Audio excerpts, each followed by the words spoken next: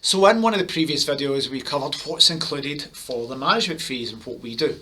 In this one I want to spend a few minutes telling you what's not included, to be totally upfront, open and transparent about what won't be included in your management fees that you would be expected to pay for on an ongoing monthly basis.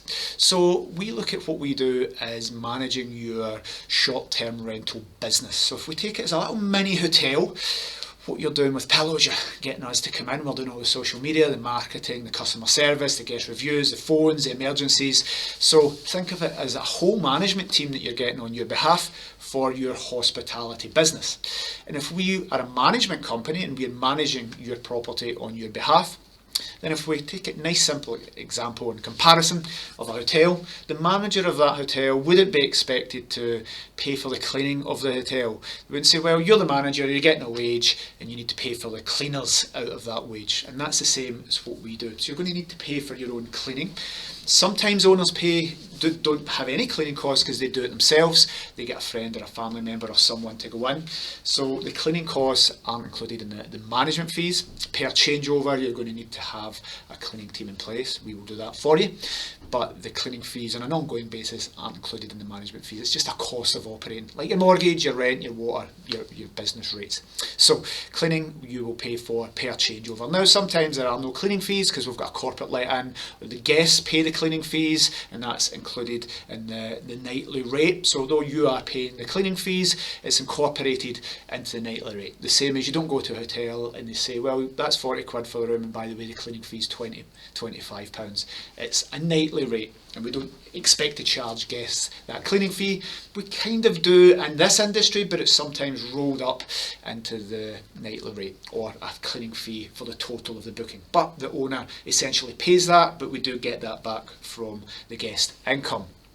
The next thing is any maintenance. So obviously if something breaks in your property, let's say the boiler breaks, well of course that's a structural property issue, that's a bill that you would need to pay. That's not going to be in our management fees because there would be no management companies because nobody would ever want to start paying for people's boilers or roofs or front doors, that type of thing. So expect that ongoing cost for maintenance the same way as you would for your own house.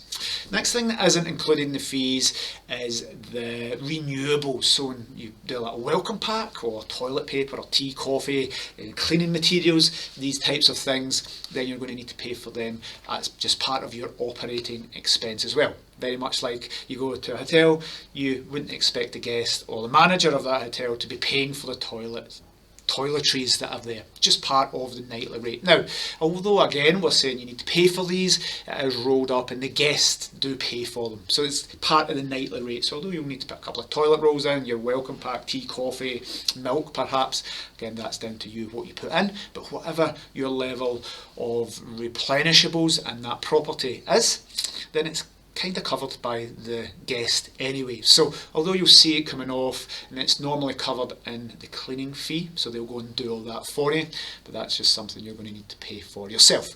So there's lots of other examples, but the one that I gave regards the hotel, would the manager on a salary of a hotel be expected to pay for cleaning? No. So we are a management company. You need to pay for things for your own property as part of a general running expense of a business. And again, this has taken it up a level from being a landlord on a buy-to-let property. We're now in the hospitality industry. We have property businesses, and that does have some ongoing costs, of course. Again, we're always upfront about what you need to pay and discuss that with your property manager. There's also other videos about this, really explaining what the monthly costs are and any charges going forward, because you need to know these in advance of starting off in your property to get into your cash flow projections.